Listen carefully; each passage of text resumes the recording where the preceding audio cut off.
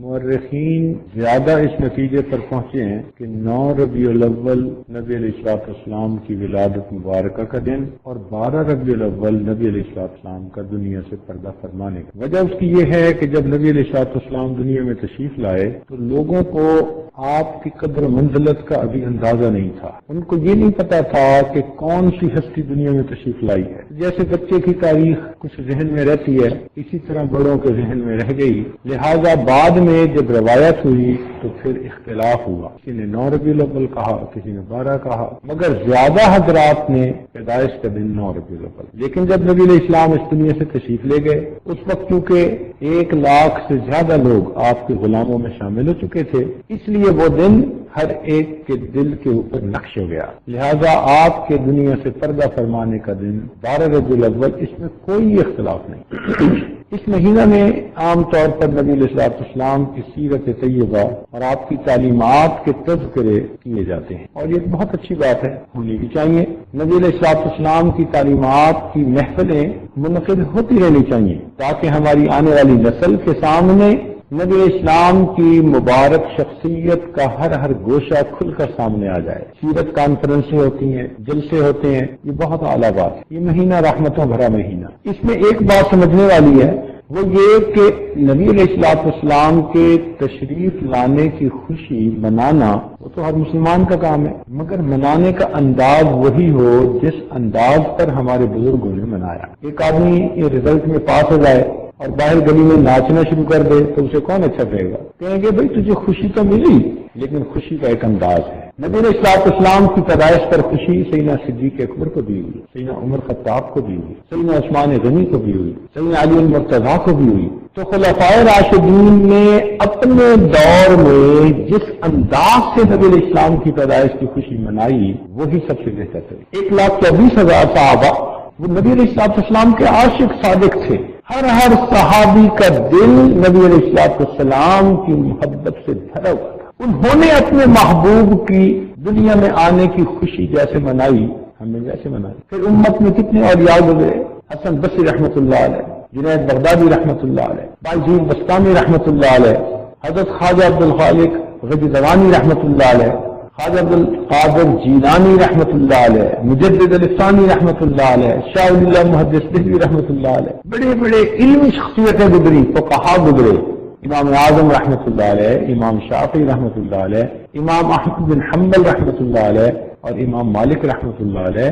یہ سب حضرات اس امت کے بڑے علماء اور بڑے مشائخ میں سے. انہوں نے جس طرح نبی علیہ الصلوۃ والسلام کی دنیا میں تشریف آوری پر خوشی منائی, اس انداز پر خوشی منانا وہی سنت, وہی اچھا طریقہ. ایک موٹی سی بات ذہن میں رکھیے کہ اگر کسی کے شیخ اس کے گھر میں آئے تو گھر کے لوگوں کو خوشی ہوتی ہے, مگر بچوں کی خوشی اور انداز کی ہوتی ہے اور بڑوں کی خوشی اور انداز. بچوں کی خوشی تو اتنی ہوتی ہے جی کہ حضرت صاحب آئے, کھانے اچھے بنیں گے اور ہمیں بھی مٹھائی ملے گی, یہ بچوں کی خوشی. اور بڑوں کی خوشی کیا کہ ہمارے شیخ تشریف لائے, وہ ہماری اصلاح اور تربیت کی باتیں بتائیں گے, ہم ان پر عمل کر کے انسان بن جائیں. یہ بڑوں کی خوشی. تو نبی علیہ الصلوۃ والسلام کی دنیا میں تشریف آوری پر خوشی آج 2 انداز سے منائی جاتی ہے. بعض نوجوان اس طرح مناتے ہیں کہ فقط اس دن ایک جلسہ کر کے یا جلوس کر کے خوشی کا اظہار کر لیتے ہیں, یہ بھی خوشی ہے مگر بچوں جیسی خوشی ہے. بڑوں کی خوشی یہ ہے کہ سیرت کے تذکرے کیجیے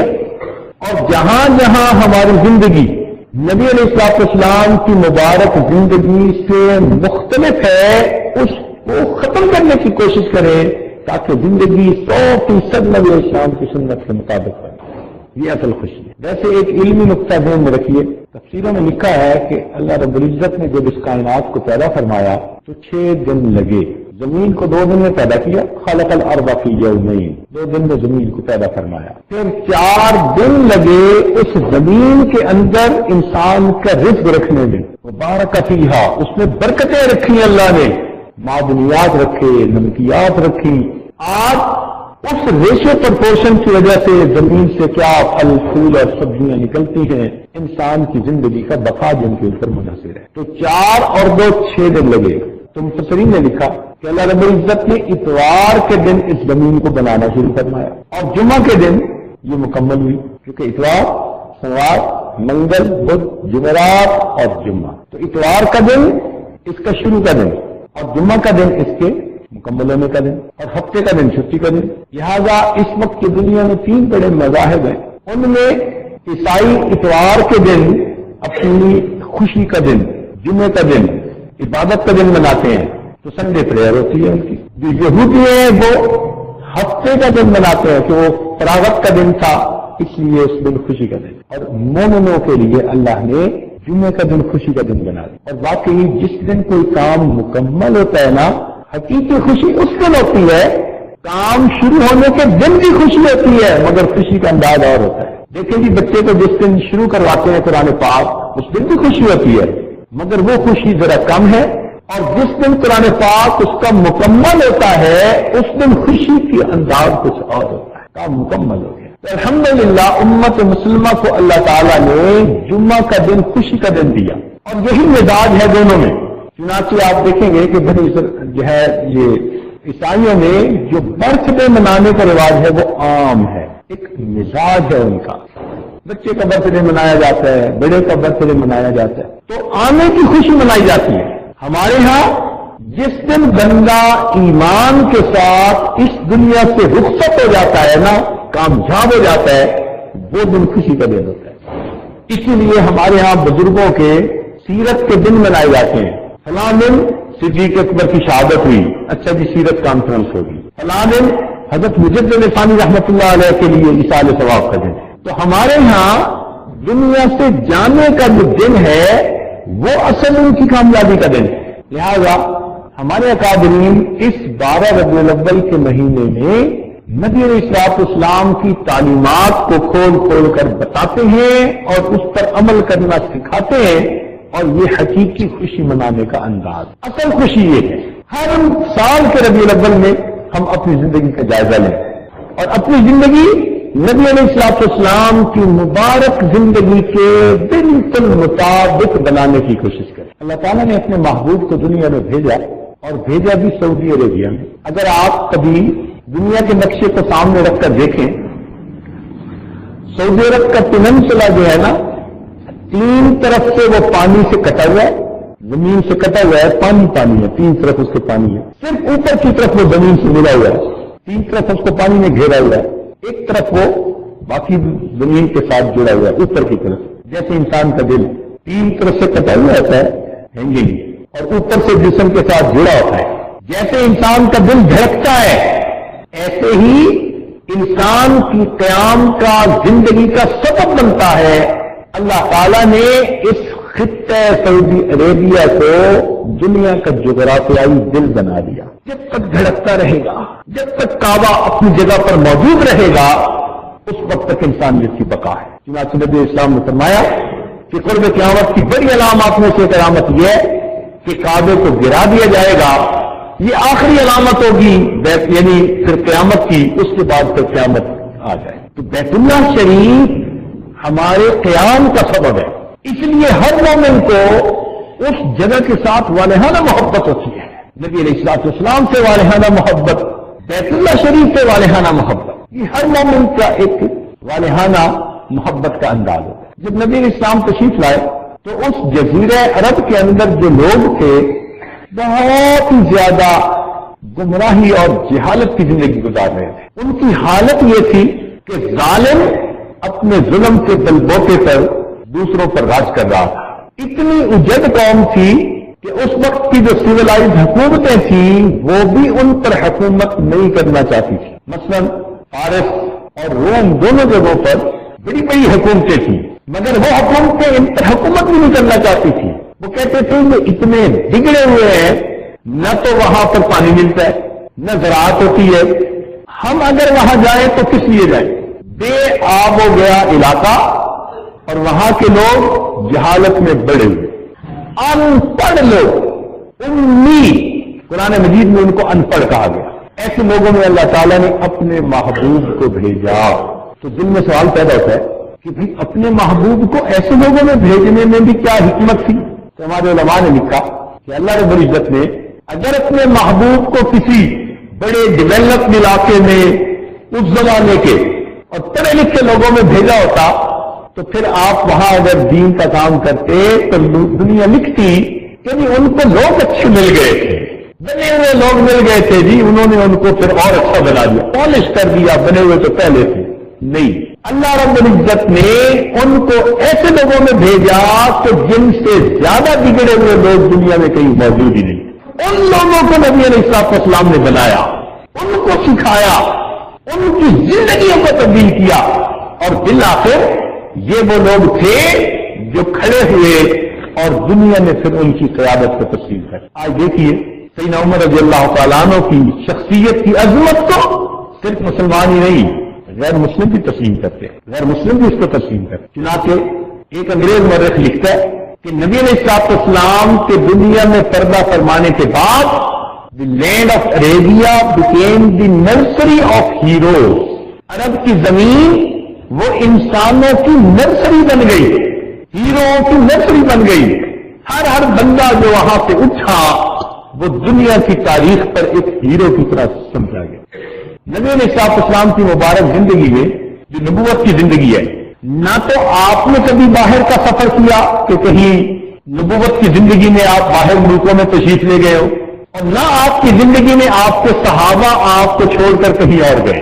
حبشہ گئے تھے ہجرت کے لیے، وہ بھی ابتدا تھی، وہاں سے واپس آ گئے، مگر روم اور فارس نہیں گئے۔ ایک صحابی کے بارے میں آتا ہے کہ عبرانی زبان میں اس وقت لکھا جاتا تھا تو مسلمانوں کو زبان نہیں آتی تھی، تو جب نبی علیہ السلام کے خطوط لکھے جانے تھے انہوں نے عرض کیا اللہ کے نبی مجھے اجازت دیجیے میں جا کے جو سریانی زبان سیکھ کے آتا ہوں۔ وہ گئے اور چند دنوں کے اندر سیکھ کر واپس آئے، مگر کوئی اکنامکس پڑھنے نہیں گیا، کوئی مینجمنٹ سائنسز پڑھنے نہیں گیا، کوئی جا کر وہاں اور ایسی بات نہیں پڑھنے گیا کہ ہم اپنے ماحول معاشرے کو کیسے ایڈوانسمنٹ دے سکتے ہیں۔ یہ لوگ بگڑے ہوئے تھے مگر نبی علیہ السلام کے قدموں میں جڑے رہے، اور جب آپ نے وفات پائی تو یہ دنیا کی عظیم شخصیتیں بنے۔ یہ اس بات کا ثبوت ہے کہ نبی علیہ السلام کی تعلیمات نے اتنے بگڑے لوگوں کو اتنی بلندی عطا فرمائی۔ تو یہ محبوب محسن انسانیت کی تعلیمات جنہوں نے انسانوں کو انسان بننے کا طریقہ سکھایا، آدمی کو آدمیت سکھائی، ایسی تعلیمات دی کہ جن تعلیمات پر عمل کرنے والے ان بندوں کو وہ بلندیاں ملی کہ اس دنیا میں ان پر فرشتوں کا سلام آیا کرتا ہے، ایسی زندگی ملی۔ اگر تاریخ پر نظر ڈالی جائے تو ہمیں تاریخ میں بڑے بڑے مشاہیر فیمس پرسنالٹی ہسٹری کے اندر وہ ملیں گی جنہوں نے بڑے بڑے سگنیفیکینٹ کام کیے اور لوگوں کی زندگیوں پہ ان کے بڑے اثرات۔ آپ اگر غور کریں تو آپ کو سائنسدانوں میں آئنسٹائن کا نام ملے گا، نیوٹن کا نام ملے گا، ڈرامے لکھنے والوں میں شیکسپیئر کا نام ملے گا، پوئٹری میں ورڈزورتھ کا نام ملے گا، اور اسی طرح جنگجو لوگوں میں آپ کو بڑے بڑے جنگجو لوگوں کے نام ملیں گے، بادشاہوں کے نام ملیں گے، مگر ایک چیز ان سب کے اندر کامن ملے گی، سب میں کامن۔ وہ کیا بات؟ کامن چیز یہ ملے گی کہ ان کے زندگی کے اگر آخری ایام کو آپ اسٹڈی کریں تو کہیں نہ کہیں لکھا ہوگا انہوں نے خود اپنی زبان سے کہا ہوگا یا ان کے بعد ان کے شاگردوں نے قریب والوں نے کہا ہوگا کہ جی وہ کرنا تو بہت کچھ چاہتے تھے مگر مہلت نہ ملی تو وہ اپنا کام کر نہ سکے۔ مثال کے طور پر ابو علی سینا منطق اور فلسفہ میں بڑا نمایاں بندہ گزرا، کتابیں لکھی، لیکن اس کی وفات کے وقت اس نے خود کہا کہ میری زندگی نے وفا نہ کی، اب میں آخری وقت کے قریب ہوں، اگر مجھے اور مہلت ملتی تو میں اور زیادہ کام کر کے دکھاتا۔ یہی جالینوس نے کہا، یہی افلاطون نے کہا، بڑے بڑے جو دنیا میں جرنیل گزرے انہوں نے یہی کہا کہ ہم نے یہ علاقہ فتح کر دیا، اگر اور مہلت ملتی ہم اور زیادہ علاقے کو فتح کر کے دکھا دیتے۔ تو یہ ایک کامن چیز ملے گی دنیا کے بڑے بڑے مصنف جنہوں نے کتابیں لکھی کہ جی ہم نے یہ کر دیا، مہلت نہ ملی، زندگی نے وفا نہ کی، ورنہ ہم اور زیادہ کتابیں لکھ دیتے۔ تو جب یہ بات ہم سب کی زندگیوں میں کامن پڑھتے ہیں تو دل میں ایک بات پیدا ہوتی ہے کہ ان لوگوں نے بڑے بڑے کام کیے مگر ان کے کام ابھی ادھورے رہ گئے، پورے نہیں کر سکے، زندگی کی حسرتیں رہ گئی، زندگی کی تمنائیں نامکمل رہ گئی، منزل پہ نہیں پہنچے۔ ابھی ان کا کام ادھورا تھا. پوری انسانیت کی تاریخ میں ایک نبی علیہ السلام کی مبارک زندگی ایسی ہے کہ آپ اپنی مبارک زندگی میں 1.25 لاکھ صحابہ کی موجودگی میں سب کے سامنے فرماتے ہیں، لوگوں میں جس مقصد کے لیے دنیا میں آیا تھا میں وہ مقصد پورا کر چکا. کیا تم میری اس بات کی تصدیق کرتے ہو؟ 1.25 لاکھ لوگوں نے کہا، اے اللہ کے نبی ہم اس بات پر گواہی دیتے ہیں آپ نے فرض کو ادا کر دیا، امانت پہنچا دی. گویا ایک زندگی ایسی ہے جو کامل زندگی ہے، باقی سب کی سب زندگیاں ادھوری زندگی. تو جب ایک زندگی کامل ہے تو کیوں نہ ہم اس کامل کی زندگی کو فالو کریں؟ حق بنتا ہے نا. میرا قائد ہے وہ، زندگی پیغام تھا جس کا، صداقت ذات تھی جس کی، امانت نام تھا جس کا، وہ رفتہ رفتہ جس نے قوم کو منزل عطا کر دی، کلی آغاز تھی جس کی، چمن انجام تھا جس کا. ایک کلی سے کام شروع کیا اور دلا کر چمن بنا کر دنیا کو دکھا دیا. پوری کائنات میں یہ نبی علیہ السلام کی مبارک زندگی ہے، ہر اعتبار سے کامل زندگی، ہر لحاظ سے کامل زندگی. جس اینگل سے دیکھیں، جس پہلو سے دیکھیں، آپ کو وہ زندگی کامل نظر آئے گی. چنانچہ ایک شوہر کی حیثیت سے دیکھیں، آپ گھر میں بہترین شوہر ہیں. آپ ایک باپ کی حیثیت سے دیکھیں، آپ اپنی اولاد کے لیے بہترین باپ ہیں. آپ ایک دوست کی حیثیت سے دیکھیں، آپ سیدنا صدیق اکبر اور دوسرے حضرات کے لیے ایک بہترین دوست بھی ہیں. آپ ایک معلم کی حیثیت سے دیکھیں، آپ بہترین معلم. ایک فاتح کی حیثیت سے دیکھیے، بہترین فاتح.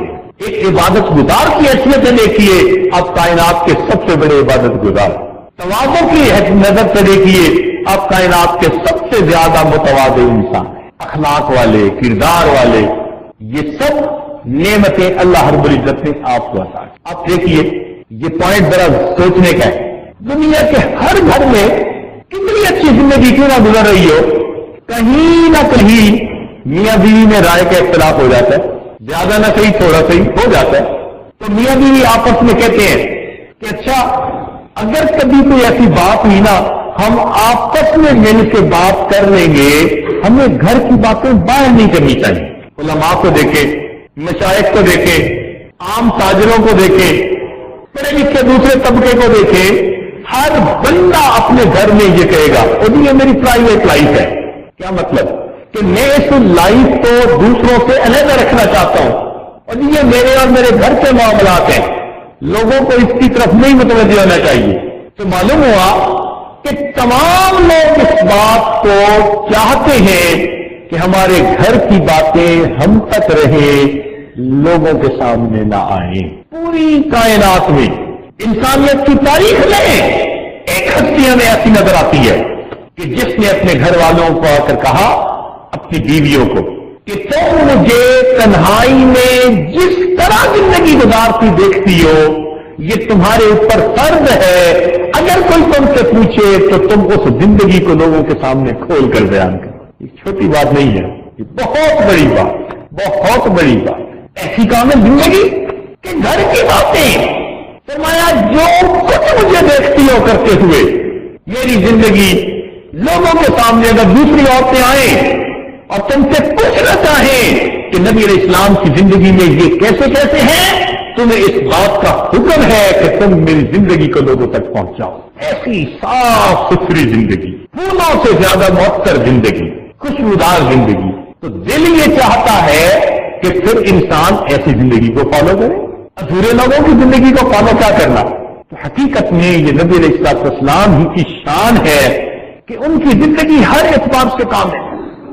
آج دنیا کہتی ہے کسی بندے کے بارے میں رائے کام کرنی ہو نا تو بھی اس کی بیوی سے پوچھو، بچوں سے پوچھو، یا اس کے ماتحت جو کام کرنے والے ہیں نا جی ان سے پوچھو، وہ آپ کو صحیح رپورٹ دیں گے. وہ قریب ہوتے ہیں نا، ان کو اندر کی حقیقت کا پتہ ہوتا ہے.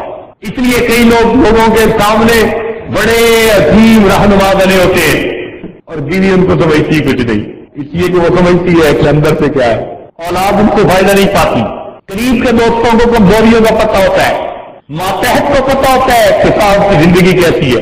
تو باہر کی دنیا میں وہ بڑے معزز ہوتے ہیں مگر جب اپنے گھر اور اس کے کلوز دائرے میں آتے ہیں تو ان لوگوں کی کمزوریاں کھل جاتی ہیں. مگر نبی علیہ السلام کی مبارک زندگی کچھ اور انداز تھی. جو آپ صلی اللہ علیہ وسلم کے جتنا زیادہ قریب ہوا اتنا ہی زیادہ اس کے دل میں آپ کی محبت آئی. جو ذرا دور رہا اگر اس کی زندگی میں محبت کم ہے تو جتنا قریب ہوتا گیا وہ محبت اتنی زیادہ بڑھتی گئی. حتیٰ کہ جب نبی علیہ السلام نے نبوت کا دعویٰ فرمایا تو سب سے پہلے وہی لوگ ایمان لائے جو نبی علیہ السلام کے سب سے زیادہ قریب. اور تمہیں کون ایمان لائی؟ خدیجہ الکبریٰ رضی اللہ عنہا بیوی ایمان لائی. بیویاں مانتی ہیں؟ نہیں مانتی. اللہ ماشاء اللہ جس کی زندگی نبی علیہ السلام کی سنت کے مطابق ہوگی ان کی بیویاں صرف ان کی بات ماننے والی ہوگی. اور کون ایمان لایا؟ ماتحتوں میں حضرت زید رضی اللہ تعالیٰ ہر وقت کے کہتے ہیں جی نوکر کو بڑا پتہ ہوتا ہے.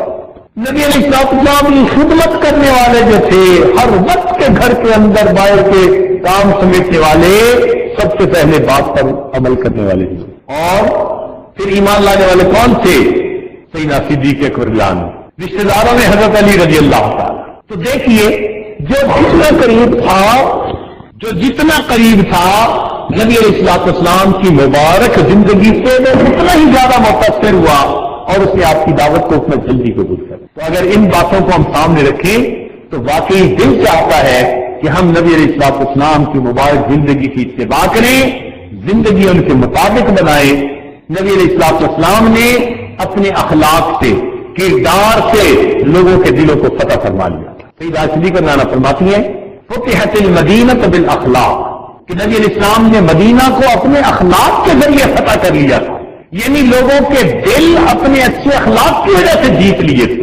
میرے دوستوں کردار ظاہر میں دیکھی چیز نظر آتی ہے مگر یہ اتنی عظیم چیز ہے کہ اس کے ذریعے انسان بڑی سے بڑی قیمتی چیز کو خرید لیا. کیسی ہیلپ؟ اما میرے ساتھ یہ جو چھوٹا بھائی ہے نا محمد اس کو بھیج دیجیے. اس نے کہا بیٹی دودھ پیتا بچہ ہے اس کو تو اٹھانا پڑتا ہے، یہ بیبی لے جاؤ گی تو کیسے؟ اما اس کو ساتھ بھیجیں گی تو چرانے چلی جاؤں گی، نہیں بھیجیں گی تو مجھ سے نہیں چرائی جاتی بکریاں. تو ماں نے پوچھا کہ بیٹی مقصد کیا ہے، تم بات کھل کے بتاؤ. تو شیما نے کہا امی میں ایک دفعہ اپنے بھائی کو لے کے بکریوں کے ساتھ چلی گئی تھی، میں نے اس دن 3 باتیں دیکھی تھی. بیٹی کیا باتیں دیکھی تھی؟ امی پہلی بات دیکھی تھی کہ ایک راہب گزرا تھا، اس نے اس بچے کو دیکھا تھا تو بہت پیار کیا اور کہتا تھا کہ یہ بچہ بڑا بنے گا. مجھے اچھا لگا کہ میرے بھائی کے بارے میں کسی نے ایسی باتیں کہیں. اور دوسری صفت میں نے یہ دیکھی کہ اماں میں جب بھائی کو لے کر گئی تو اس دن جہاں میں جاتی تھی ایک بادل سر پہ رہتا تھا، مجھے دھوپ آئی ہی نہیں، میں بادل کے سائے میں رہی. اور اماں تیسری چیز میں نے اور عجیب دیکھی. بیٹا وہ کیا دیکھی؟ کہ اماں میں گئی تو بکریاں چرنے لگ گئیں اور میں بھائی کو گود میں لے کے ایک جگہ پر بیٹھ گئی. میری بکریاں ادھر ادھر نہیں بھاگی، قریب قریب چرتی رہیں اور چرنے کے بعد جہاں میں بیٹھی تھی یہ بکریاں ساری میرے سامنے آ کر بیٹھ گئیں. اما میں بھی بھائی کو دیکھتی رہی، میری بکریاں بھی بھائی کا چہرہ دیکھتی رہی. اللہ اکبر کبھی یہ حسن بے مثال تھا. انسان تو کیا قربان ہونے، جانور بھی قربان تھے، بکریاں بھی دیکھتی تھی محبوب صلی اللہ علیہ وسلم کے چہرے انور. اللہ اکبر کبیرہ. چنانچہ بہن جب اپنے بھائی کو لے جاتی لوری پڑھا کرتی تھی. عربی کتابوں میں وہ پوری لوری بتائی گئی ہے. جیسے آج کل کئی مائیں اپنے بچے کو سلانے لگتی ہیں تو حسبی ربی جل اللہ ما فی قلبی غیر اللہ اس طرح کے الفاظ پڑھتی ہیں. تو وہ شیما اس وقت پڑھا کرتی تھی ربنا ابقی لنا محمد، اے اللہ ہمارے بھائی محمد کو سلامت رکھنا، باقی رکھنا. تو یہ الفاظ کہا کرتی تھی. خیر جب نبی علیہ السلام 4 سال کے بعد واپس تشریف لائے اپنی والدہ کے پاس تو اب والدہ نے اپنے پاس رکھا. 2 سال کے بعد بی بی آمنہ نے سوچا کیوں نہ میں مدینہ طیبہ ذرا اپنے گھر والوں سے مل کے آؤں. تو 6 سال کی عمر میں نبی علیہ الصلوۃ والسلام اپنی والدہ ماجدہ کے ساتھ مکہ مکرمہ سے مدینہ طیبہ. نبی السلام فرماتے ہیں میں اس وقت چھوٹا بچہ تھا، مجھے اتنا پتا ہے کہ میری والدہ مجھے ایک قبر کے پاس لے کر گئی. وہ حضرت عبداللہ کی قبر تھی اور بی بی آمنہ کے خاوند کی قبر تھی، اور بی بی آمنہ پہلی مرتبہ بچے کو لے کے وہاں آئی تھی. تو بی بی آمنہ اس قبر پر گئی تھی اور انہوں نے جا کے دعائیں مانگی ہوں گی جو اس وقت کا حساب تھا، مگر ساتھ ہی انہوں نے حضرت عبداللہ سے دل میں بات کی ہوگی، تخیل میں بات کی ہوگی کہ عبداللہ آپ نے ایک امانت میرے سپرد کی تھی، وہ امانت اللہ نے میری گود میں عطا فرمائی، میں اسے ساتھ لے کر آئی ہوں، کاش آپ زندہ ہوتے، آپ دیکھتے اس بچے کے چہرے پہ کیا نور ہے، اتنا خوبصورت ہے وہ بچہ. نبی السلام فرماتے ہیں مجھے صرف اتنا یاد ہے کہ میری والدہ وہاں کھڑے کھڑے رونے لگ گئی، میں اپنی والدہ کو روتا دیکھ کر میں بھی رونے لگ گیا. یہ بی بی آمنہ کی اپنے خاوند کے قبر پر گویا ایک حاضری تھی اپنے بچے کو لے کر. اللہ کی شان کے کچھ عرصہ بی بی آمنہ وہاں رہیں، پھر وہاں سے وہ واپس چلیں. اب جب واپس چلیں تو دن زیادہ ہو چکے تھے. دادا عبد المطلب بچے کے لیے بڑے اداس تھے، ان کا دل روز اداس رہتا تھا.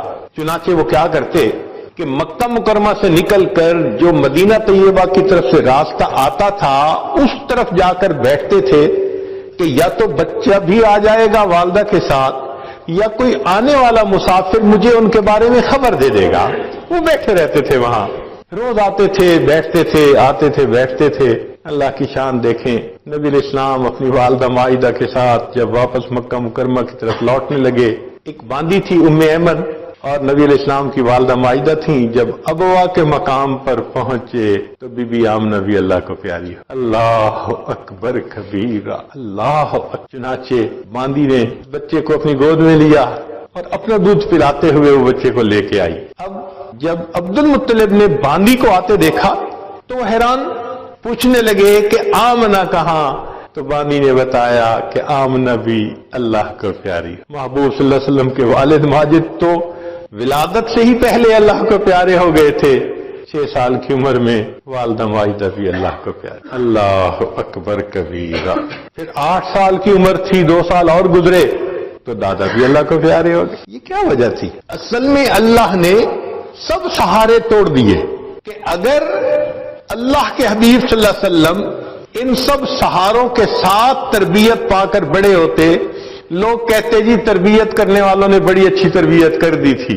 اللہ نے کہا دیکھو جو تعلیم دینے آتا ہے کہ ایک اللہ کو اپنا سہارا سمجھو، میں ان کے سارے سہارے توڑ کے دکھا دے. والد چلے گئے، والدہ چلی گئی، دادا بھی چلے گئے.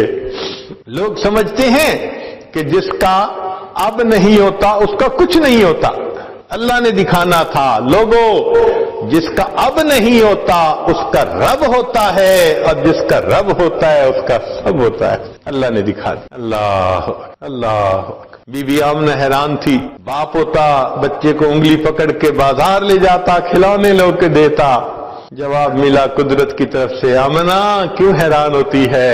اس کا والد نہیں کہ بازار لے جائے کھلونے لے کر دے، ہم آسمان کے چاند کو اس کے لیے کھلونا بنا دیں.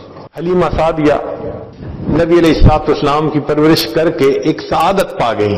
ہمارے علاقائی زبان میں ایک شاعر نے حلیمہ سعدیہ کے بارے میں کچھ اشعار لکھے ہیں. ہو سکتا ہے کہ وہ زبان آپ کو سمجھ میں نہ آئے مگر اس کا کچھ ترجمہ یہ آج ساتھ کرتا رہے گا. مگر آئیڈیا اس نے عجیب لکھا حلیمہ میں تیرے مقدراں تو صدقے تو مدنی دا جھولا جھولیندی بھی ہو سے. حلیمہ میں تیرے مقدروں پہ صدقے جاؤں کہ تم مدنی کا جھولا جھلاتی ہوگی. سعادت ہے نا اللہ کے محبوب صلی اللہ علیہ وسلم. سبحان اللہ. حلیمہ میں تیرے مقدراں تو صدقے تو مدنی دا جھولا جھلیندی بھی ہو سے. اے انگلی نپا کے تو ویڑے دے اندر خدا دے سجن نو ٹریندی بھی ہو سے. حلیمہ تو اس بچے کو اپنی انگلی پکڑا کے اپنے صحن کے اندر چلنا بھی تو سکھاتی ہوگی. اور تجھے کیا پتا وہ تو اللہ کا محبوب ہے. نی عرشاں دا چن ہے کھلونا بھی جس دا تو اس بے مثل نو کھڑیندی بھی ہو سے. حلیمہ جس کے لیے اللہ نے آسمان کے چاند کو کھلونا بنا دیا تو اس بے مثل حسن کو دنیا کے اندر کھیلنا سکھاتی ہوگی. نوا کے دھوا کے تے سرما بھی پا کے تے تھوڑی ہلا کے ہنسیں دیوی ہوسیں. ہمارے ہاں چھوٹے بچے کو نہلاتے ہیں، آنکھوں میں سرما ڈالتے ہیں، تو مائیں عام طور پر کہتی ہیں نظر نہ لگ جائے، تو وہ بچے کو ہنساتی ہیں اس وقت تاکہ یہ ہنس پڑے. تو وہ کہتے ہیں کہ تو بھی اس مدنی کو غسل دیتی ہوگی، اچھے کپڑے پہناتی ہوگی، آنکھوں میں سرما ڈالتی ہوگی، اور جب ہنساتی ہوگی تو مسکراتے چہرے کو دیکھتی بھی ہوگی. زمانے دی تتیاں ہواواں دے کولوں نبوت تے پھلنوں لکیندی بھی ہوسیں. نی سونے دا مکھڑا نورانی نورانی تو تکدی تے رہی ہیں چمیندی بھی ہوسیں. کہ تو نبی علیہ الصلوۃ والسلام کے اس خوبصورت چہرے کو ہنستے مسکراتے دیکھتی تو ہوگی، تو اس کے بوسے بھی تو لیتی ہوگی. محبت چاہ کے بوسے دی خاطر لباں وچ لباں کو ملیندی بھی ہوسیں. کدی نال تیرے نزاکت تے سونا رسدہ بھی ہوسی منیندی بھی ہوسی. عجیب بات کہی ہے کہ کبھی وہ بچہ ناز میں آ کر حلیمہ تیرے ساتھ روٹھتا ہوگا تو تو اس کو مناتی بھی تو ہوگی. اللہ اللہ اکبر. اللہ کے پیارے محبوب صلی اللہ علیہ وسلم کو تو کیسی مناتی ہوگی. اللہ اکبر. چنانچہ اللہ کی شان دیکھیے کہ نبی علیہ الصلوۃ والسلام پھر اپنے دادا کے وفات کے بعد پھر اپنے چچا کی پرورش میں آ گئے، اور ایک وقت آیا کہ اللہ رب العزت نے اپنے محبوب صلی اللہ علیہ وسلم پر قرآن نازل فرمایا. اس وقت عمر 40 سال تھی. نبی علیہ السلام نے نبوت کا اظہار فرمایا. اللہ کے حبیب اس سے پہلے بھی نبی تھے، مگر اظہار 40 سال کی عمر میں فرمایا. چنانچہ پھر امتحان آنے شروع ہو گئے. پھر ایک وقت آیا کہ نبی علیہ الصلوۃ والسلام نے مدینہ طیبہ کی طرف ہجرت فرمائی. پھر ایک وقت آیا کہ جب آپ فاتح مکہ بن کر واپس تشریف لائے. پھر فاتح مکہ کے بعد حنین کا میدان تھا. اللہ رب العزت نے مسلمانوں کو بہت مال غنیمت عطا کیا، بہت زیادہ. 6000 قیدی تھے، 12,000 بکریاں تھیں. اب ان قیدیوں میں نبی علیہ السلام کی جو رضائی بہن تھی نا شیما، وہ بھی قید ہو کر آئی تھی. چنانچہ نبی علیہ السلام تشریف فرمائے. ایک صحابی آئے، جی ایک عورت ہے وہ کہتی ہے میں تمہارے صاحب کی بہن ہوں. نبی السلام نے فرمایا کہ میں تو اپنے باپ کا ایک بیٹا عبداللہ کا ہوں، میری تو کوئی بہن نہیں تھی. جی وہ کہتی ہے میں بہن ہوں. تو نبی السلام بھی حیران ہوئے، وہ مجھے کیسے کہتی ہے کہ میری بہن ہے؟ تو اس کو فرمایا کہ اس کو لے کے آؤ. چنانچہ شیما آئی، اس وقت عمر بڑی ہو چکی تھی اس کی. آئی اور اس نے آ کے کہا کہ میں حلیمہ کی بیٹی آپ کی رضائی بہن ہوں. اور اس نے پھر واقعہ یاد دلایا کہ جب آپ کی عمر اتنی تھی اس وقت دیکھو یہ ایسے ہوا تھا، اور اس کے نشان ابھی بھی ہیں. تو نبی علیہ السلام نے نشان دیکھے، آپ کو بھی یاد آ گیا. تو آپ صلی اللہ علیہ وسلم اسی وقت اٹھے، آپ نے اپنی چادر بچھائی اور بہن کو کہا کہ اب تم میری چادر کے اوپر بیٹھا. کائنات کو پیغام دے دیا کہ دیکھو بھائی اپنے بہنوں کی اس طرح عزتیں کیا کرتے ہیں. پھر نبی علیہ السلام نے ان کو آپشن دی، فرمایا میرے پاس رہو گی، ساری زندگی آپ کی کفالت میں کروں گا. اس نے کہا کہ نہیں میں واپس جانا چاہتی ہوں اپنے خاندان میں. فرمایا کہ اچھا تمہیں جانے کی اجازت ہے. نبی علیہ السلام نے ان کو جانور بھی دیے اور بھی تحفے دیے. اس نے کہا کہ میں تو واپس جا رہی ہوں، میرے قبیلے کے لوگ کہیں گے کہ خود آ گئی اور ہمیں قیدی چھوڑ کے آئی. بہن کی اس بات پر نبی علیہ السلام نے قبیلے کے سب قیدیوں کو رہا فرمایا. بھائی اپنی بہنوں کی یوں عزتیں رکھا کر. اللہ اکبر کبیرہ. چنانچہ جب آپ نے رہا فرمایا شیما بڑی خوش ہو گئی. اس وقت شیما نے کہا کہ بھائی آپ کو پتہ ہے کہ آپ کو لوری دیتے ہوئے میں کیا دعا پڑھتی تھی؟ آپ نے فرمایا بتاؤ. کہنے لگی میں کہا کرتی تھی ربنا ابق لنا محمد، اے اللہ محمد کو ہمارے لیے سلامت رکھنا. بھائی میں نہیں جانتی تھی کہ تجھے اللہ وہ عزتیں دیں گے کہ آج میں بھی گرفتار ہو کر تمہارے سامنے پیش ہو رہا ہوں. اللہ رب العزت نے اپنے محبوب صلی اللہ علیہ وسلم کو دنیا آخرت کی سرداری عطا فرمائی. کہنے والے نے کہا اے رسول امی خاتم المرسلین، تجھ سا کوئی نہیں، تجھ سا کوئی نہیں، ہے عقیدہ یہ اپنا بصدق و یقین. تجھ سا کوئی نہیں، تجھ سا کوئی نہیں، تیرا سکہ رواں کل جہاں میں ہوا، اس زمین میں ہوا آسماں میں ہوا، کیا عرب کیا عجم سب ہیں زیر نگیں، تجھ سا کوئی نہیں، تجھ سا کوئی نہیں۔ چنانچہ نبی علیہ السلام دنیا میں یتیم آئے تھے، اللہ کے محبوب صلی اللہ علیہ وسلم کو یتیموں سے محبت تھی، بہت محبت فرماتے تھے۔ حدیث پاک میں آتا ہے عید کا دن ہے، اللہ کے حبیب صلی اللہ علیہ وسلم تیاری کر کے عیدگاہ کی طرف جانے لگے تو مکہ مکرمہ کی ایک گلی میں، مدینہ طیبہ کی ایک گلی میں آپ صلی اللہ علیہ وسلم نے ایک بچے کو دیکھا کہ الگ بیٹھا ہے، تھوڑا اداس نظر آتا ہے۔ بڑھتے قدم رک گئے، اللہ کے حبیب صلی اللہ علیہ وسلم نے پوچھا کیا وجہ ہے، تم دوسرے بچوں کے ساتھ کھیلتے نہیں؟ اس نے کہا میں یتیم مدینہ ہوں، میرے والد فوت ہو گئے، کوئی نہیں جو میرے لیے اچھے کپڑے لاتا، میری والدہ مجھے تیار کرتی، میں بچوں کے ساتھ خوشیاں مناتا، میں الگ بیٹھا ہوں، مجھے اپنے ابو یاد آ رہے ہیں۔ نبی علیہ السلام فرمان لگے اچھا تم میرے ساتھ میرے گھر آ۔ اللہ کے حبیب صلی اللہ علیہ وسلم اس بچے کو اپنے گھر لے آئے۔ وہ بچہ حضرت حسن لانو کی عمر کا بچہ تھا۔ نبی علیہ السلام نے عائشہ صدیق لانو کو فرمایا کہ اس بچے کو نہلائیے۔ وہ نہلانے لگی تو نبی علیہ السلام نے پیغام بھیج دیا فاطمہ الزہرا لانا کی طرف کہ حسن کے کوئی اچھے کپڑے ہو تو وہ بھجوا دیجیے۔ کپڑے بھجوا دیے۔ اب عائشہ صدیق لانا نے وہ اچھے کپڑے پہنائے، ان کو خوشبو لگائی، ان کو سرما ڈالا، سر پہ تیل لگایا، کنگھی کی۔ نبی علیہ السلام کے ساتھ وہ بچہ بڑا خوش تیار عید کے لیے جانے کے لیے۔ نبی علیہ السلام نے پوچھا یہ بتاؤ کہ تم اپنے والد کے ساتھ کس طرح عید پڑھنے جاتے تھے؟ اس نے کہا میرے والد تو مجھے کندھے پہ بٹھا کے لے جاتے تھے۔ اللہ کے حبیب صلی اللہ علیہ وسلم زمین پر بیٹھ گئے، فرمایا آؤ آج میرے کندھوں پر بیٹھ جاؤ۔ نبی علیہ السلام نے اس بچے کو کندھے پہ اٹھا لیا اور کندھے پہ بٹھا کر جب آپ واپس تشریف لائے تو وہ بچے جو مدینہ کی گلیوں میں کھیل رہے تھے انہوں نے اس بچے کو دیکھا، جا رہا تھا تو میلے کپڑے تھے، آ رہا ہے نہایا ہے، سرما ڈالا ہے، خوشبو لگائی ہے، صاف کپڑے ہیں، محبوب صلی اللہ علیہ وسلم کے کندھوں پہ سوار ہے۔ تو بچوں نے آنکھوں میں ایک دوسرے سے بات کی اور پوچھا کہ کیا معاملہ؟ اس بچے نے خوشی سے کہا نبی علیہ السلام نے مجھے اپنا بیٹا بنا لیا۔ جب اس بچے نے یہ کہا تو کھیلنے والے بچوں میں سے ایک بچے نے ٹھنڈی سانس لی، کہنے لگا کاش میرا باپ بھی فوت ہو گیا ہوتا، اللہ کے حبیب مجھے بھی اپنا بیٹا بنا لیتے۔ اللہ کے حبیب صلی اللہ علیہ وسلم کو یتیموں سے ایسی محبت تھی۔ نبی علیہ السلام اس بچے کو لے کے عیدگاہ میں تشریف لاتے ہیں۔ حدیث پاک میں آتا ہے کہ جب آپ ممبر کے اوپر بیٹھنے لگے وہ بچہ زمین پر بیٹھنے لگا۔ نبی علیہ السلام نے فرمایا نہیں آج تو زمین پر نہیں بیٹھے گا، جہاں ممبر پر آپ تشریف فرما تھے آپ نے اس بچے کو اپنے ساتھ ممبر پر بٹھایا، پھر خطبہ دیا اور خطبہ دیتے ہوئے نبی علیہ السلام نے یتیم کے سر پر ہاتھ رکھ کر کہا لوگوں جو یتیم کے سر پر ہاتھ رکھتا ہے سر کے نیچے جتنے بال ہوتے ہیں اللہ اتنی نیکیاں اس کے نام اعمال میں لکھ دیتے ہیں۔ اللہ کے حبیب صلی اللہ علیہ وسلم کو یتیموں سے اتنی محبت، اللہ چنانچہ اللہ تعالیٰ نے اپنے حبیب صلی اللہ علیہ وسلم کو اتنی صفات سے نوازا کہ جو ہماری سوچ اور گمان سے بھی باہر ہیں۔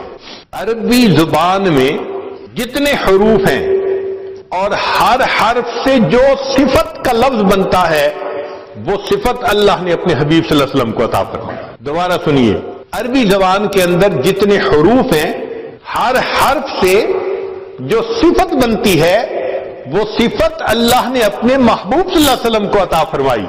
آئیے ذرا غور کیجئے کہ جب نبی علیہ السلام دنیا میں تشریف لائے، الف بولی، دنیا میں احمد آ گئے، امی آ گئے، اولا آ گئے، اب تحی آ گئے، دنیا میں امین آ گئے، اول آ گئے، با بولی، دنیا کے اندر بشیر آ گئے، باطن آ گئے، تا نے کہا دنیا میں تنویر آ گئے، تہامی آ گئے، سا نے کہا دنیا میں ثاقب آ گئے، جیم بولی دنیا میں جواد آ گئے، جمیل آ گئے، ہا بولی حامد آ گئے، حبیب آ گئے، حافظ آئے، حکیم آئے، حجازی آئے، حامیم آئے، حبیب آئے، حق آئے، حاشر آئے، حفی آئے، خو بولی دنیا میں خاتم النبیین آ گئے، خاشع آ گئے، خلیل آ گئے، دال بولی دنیا میں داعی آ گئے،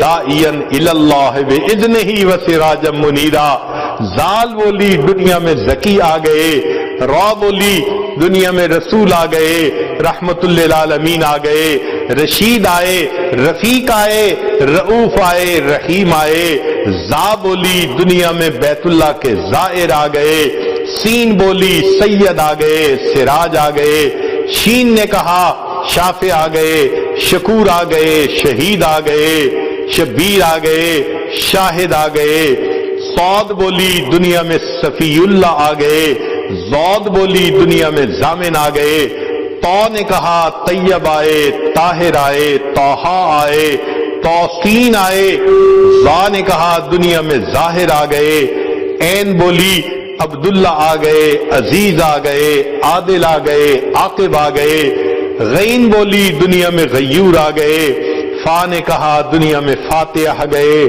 قاف بولی دنیا میں قاسم آ گئے، قاری آ گئے، قوی آ گئے، قریشی آ گئے، قریب آ گئے، چھوٹی کاف نے کہا کفیل آ گئے، کامل آ گئے، لام نے کہا دنیا میں لعیق آ گئے، میم بولی محمد آ گئے، محمود آ گئے، مدثر آ گئے، مزمل آ گئے، متین آ گئے، مجیب آ گئے، دنیا کے اندر منیر آ گئے، مصطفیٰ آ گئے، منصور آ گئے، ماہی آ گئے، مجتبیٰ آ گئے، مطہر آ گئے، مذکر آ گئے، دنیا کے اندر مطیع آ گئے، مامون آ گئے، نون بولی دنیا میں نذیر آ گئے، ناشر آ گئے، ناصر آ گئے، واو بولی دنیا کے اندر وکیل آ گئے، ولی آ گئے، ہا نے کہا دنیا میں ہادی آ گئے، ہاشمی آ گئے، حمزہ نے کہا دنیا میں آخر آ گئے، عامر آ گئے، یا بولی دنیا میں یاسین آ گئے، یتیم آ گئے۔ اللہ نے قصہ ختم کر کے کہا الم یجد کا یتیمن فآوا، اے میرے محبوب صلی اللہ علیہ وسلم، ہم نے آپ کو یتیم پایا، ہم نے آپ کو ٹھکانہ دیا، کونین کا والی بنا دیا۔ میرے آقا صلی اللہ علیہ وسلم کی ولادت اس پوری کائنات کے لیے سعادت تھی۔ اللہ رب العزت ہمیں آقا صلی اللہ علیہ وسلم کی ان تمام صفات کو اپنے اندر سمیٹنے کی توفیق عطا فرمائے۔ ہم ایک ایک سنت سے اپنے آپ کو مزین کریں، سر کے بالوں سے لے کے پاؤں کے ناخنوں تک اپنے آپ کو سنت سے مزین کر لے، حتیٰ کہ جب ملک الموت آئے دل کو ٹٹولے تو اس کے نبوی سے بھرا نظر آئے، جسم کے جس عضو کو ٹٹولے سنت نبوی سے سجا نظر آئے۔